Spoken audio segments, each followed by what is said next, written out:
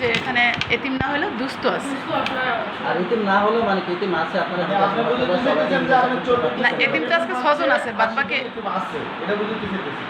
আপনি বাদ বাকি আজকে আমি বলি এতিম না, কিছু আছে যাদের বাবা আছে কিন্তু অর্থ সামর্থ্য নাই।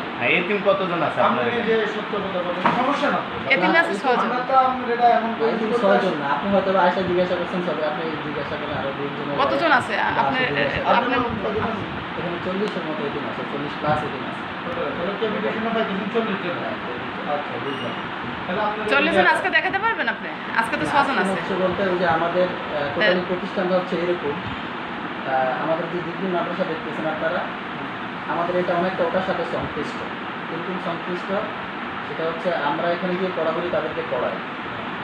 এটা মূলত এতিমরা কিন্তু এখানেই থাকবে, তাই না? হ্যাঁ, এখানেই থাকবে। 40 জন এতিমের যদি 6 জন আজকে পাওয়া যায়, বাদ বাকি এতিম ছুটিতে গেছে না, এটা তো আপনি হয়তো বা দেখছেন 6 জন আপনার চোখে পড়ছে, আপনি এখন এসে সবাই জিজ্ঞাসা করেন, অসুবিধা নেই। আমরা দেখি না, আমরা জিজ্ঞেস করি আপনাদের লোকজন যারা আছে কারণ না কেউ বলছি এটা মিথ্যা বলে না।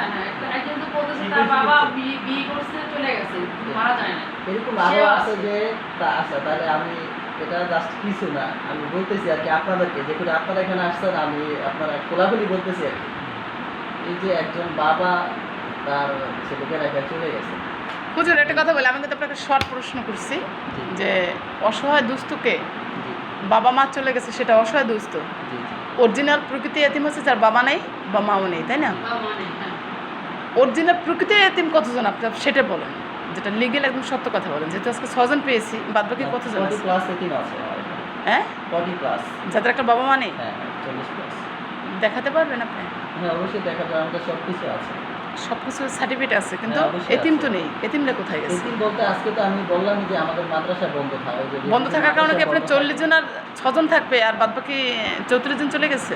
না, 34 জন তো চলে যায় নাই। 34 জন কোথায় আছে? আমাদের এখানে যেমন 80 জনের মধ্যে 80 জন উপস্থিত থাকে না।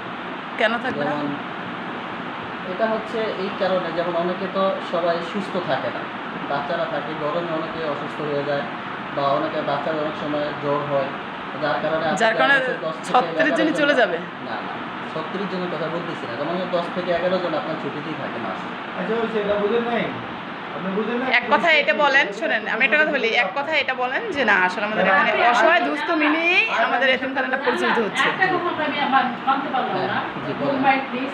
আপনি বলেছেন যে অন্য প্রতিষ্ঠান থেকে আপনার প্রতিষ্ঠানটা ভালো, আমরা এটা কিছুতেই বললাম না। আপনার রান্নাঘরটা আপনি একটু দেখেন, আপনার রান্নাঘরটা যথেষ্ট একটা নোংরা। পরিষ্কার পরিচ্ছন্নতা আপনি একটু কেয়ার করে দেখেন। আপনি তো ওখানে রান্নাঘরের যে ব্যবস্থা, এখানে কোনো সুস্থ মানুষের রান্না ওখানে হয় না।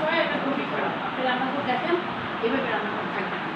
এটি বলে বলে তো তাদেরকে অপরিচ্ছন্ন রাখতে হবে বা অপরিষ্কার রাখতে হবে, এটা আপনাদের দায়িত্ব।